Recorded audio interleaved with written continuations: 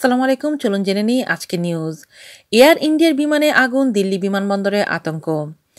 বুধবার 24শে এপ্রিল গভীর রাতে হঠাৎই আতঙ্ক ছড়িয়ে পড়ে গোটা দিল্লি বিমানবন্দরে। বিমানবন্দরে দাঁড়িয়ে থাকা এয়ার ইন্ডিয়ার একটি বিমানের পেছনের অংশে আগুন লাগায় আতঙ্ক ছড়িয়ে পড়ে। দিল্লি সান ফ্রান্সিসকোগামী এয়ার ইন্ডিয়ার বোয়িং B777-200 LR বিমানে আগুন লাগার এ ঘটনা ঘটে। এয়ার ইন্ডিয়ার পক্ষ থেকে জানানো হয়েছে, আগুন লাগে বিমানের অক্সিলারি পাওয়ার ইউনিটে, তবে দমকলের তৎপরতায় আগুন নিভিয়ে ফেলা হয়। বিমানে এসি মেরামত করার সময় আগুন লাগে, সেই সময় বিমানে কোনো যাত্রী ছিলেন না। এদিকে শ্রীলঙ্কায় আবারও বিস্ফোরণ, হতাহত নেই। শ্রীলঙ্কায় চার্চ হোটেলে সিরিজ বোমা হামলায় যখন মৃতের সংখ্যা এখনও বাড়ছে, তার মধ্যে আবার বিস্ফোরণের ঘটনা ঘটেছে। স্থানীয় ও পুলিশের বরাতে ভারতের সংবাদ মাধ্যম এনডিটিভি জানিয়েছে, বৃহস্পতিবার দেশটির রাজধানী কলম্বোর 40 কিলোমিটার দূরে পুগোদায় এই বিস্ফোরণ ঘটেছে। তবে এবার কোনো হতাহতের খবর পাওয়া যায়নি।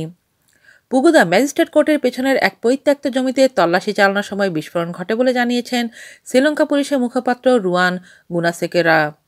তবে তিনি একথাও জানান, সাম্প্রতিক হামলায় যে ধরনের বিস্ফোরক ব্যবহার করা হয়েছে, এক্ষেত্রে বিস্ফোরকের ধরন ছিল আলাদা।